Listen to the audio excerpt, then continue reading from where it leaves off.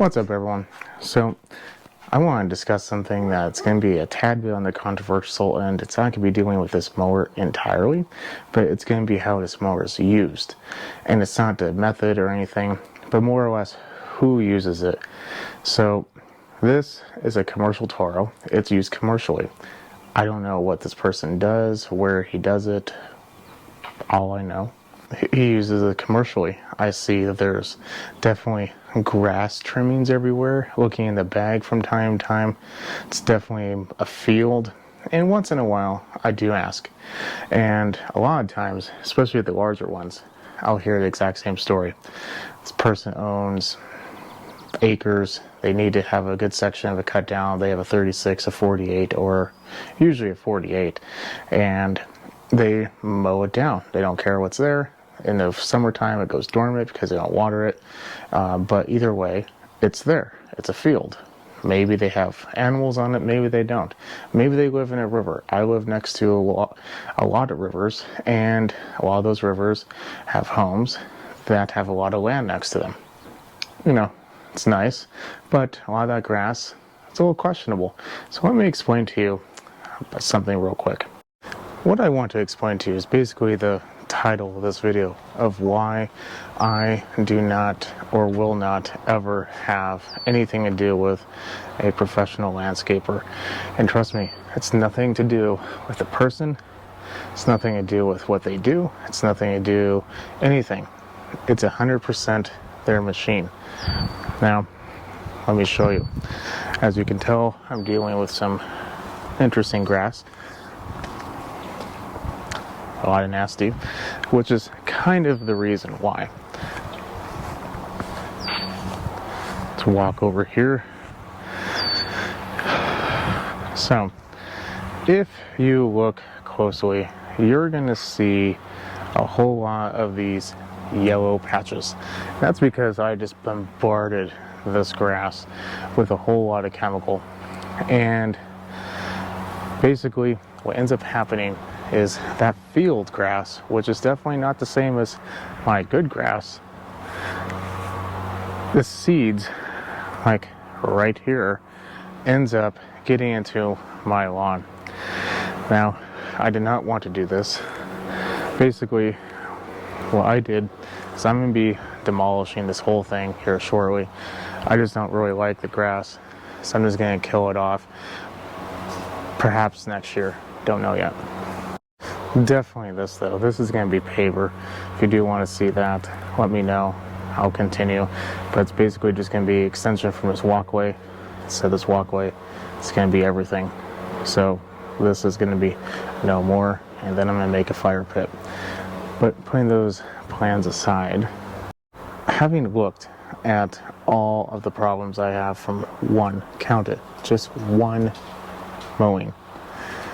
If you hire a professional, unless they specifically tell you that they only do residential, or at least with the machine that they're using, I still probably would be apprehensive about it because of this.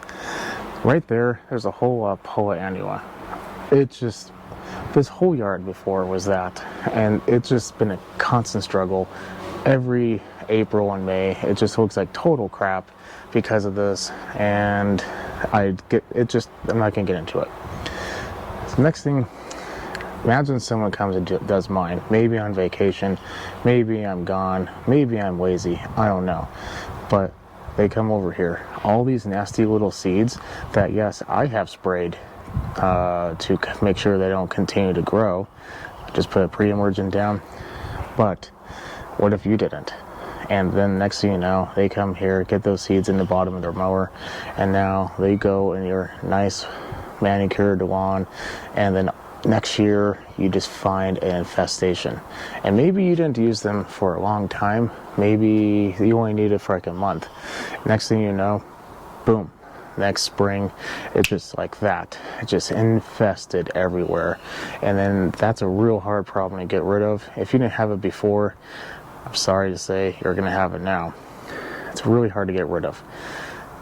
That situation I have going over there is a prime example of just one mowing causing an issue.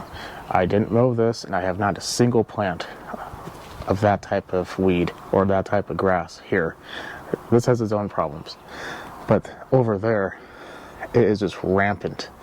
It's just everywhere. And it's really hard to get rid of. It's going to result in pretty much just getting rid of the whole thing and getting something else. Including this tree. Beside the point. But just know that was one singular mowing. It is odd. I'll kind of show you. But I usually start right around here. And you could definitely tell because this is a very heavy section. I ripped out a lot. And I go around the edges once or twice. At that point, depending on where I want to, that particular time, I actually started over there. Back and forth, back and forth, back and forth. The majority of it is over there. Once you get to about this line, it's really not a whole lot. This is just POA annual, like I said, it's a constant problem. It's garage dog. Anyway, so the majority of it is over there. One mowing from one machine. Done in, it is now May. It was done in the first week of March. It was the very first time I needed to give this a try. And let me say, it worked out a lot worse than I expected it to. In a good way. Having said that, that is my main reason why I will never do this. Like I said, I have nothing wrong with professionals. I work with a lot of them. In fact, this machine belongs to one of them, like I said. Nothing wrong with professionals. I just don't necessarily like the idea of a commonly used machine going inside of dropping off a whole wide range of disease, perhaps even bugs, probably not, but definitely potential for disease and most definitely potential for contamination of weeds. Most people, unless the professional only works on very highly manicured lawns, or pretty much it, that's really the only way. Most people will have a problem. I have a problem, and I try to keep it under wraps. And if I didn't, it'd be a huge problem. If I wanted to just pay someone, $40 a week to come over and mow it on a Saturday, well, I'm going to have a pretty big problem. Now, if that's something you don't care about, that's fine. Go ahead, hire a professional. But just know, this is the reason why I personally don't. If that doesn't matter to you, feel free to continue on with whatever method you want. Or make sure you hire one that you can trust, and that machine is not being used in all scenarios. I see a lot of this. A friend of mine recently purchased a home in an area that has a lot of rentals. The rentals are all owned by a rental company, and that rental company hires a landscaper to come out once a week to cut the grass. The front yard is pretty much 400 square feet of grass. It takes them all 20 seconds, and they go to the next house, and they go to the next house. He asked them if he would do his as well. They gave him an exceptionally good rate. Next thing, what ends up happening, the year after he does that, he went from a nice sod, probably fescue. I don't really look at it, to be honest, too closely.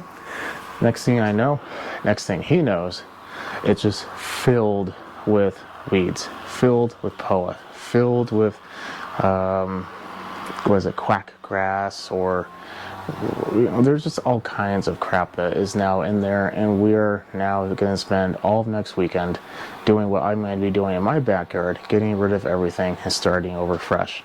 So if you want to have a manicured lawn, do it yourself, or at the very least hire a very competent and professional landscaper.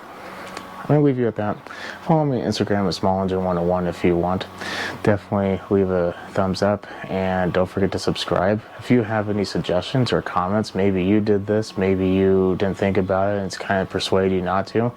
Maybe you want to fix the machine, and that's why you're considering hiring a professional and you don't really want to fix it.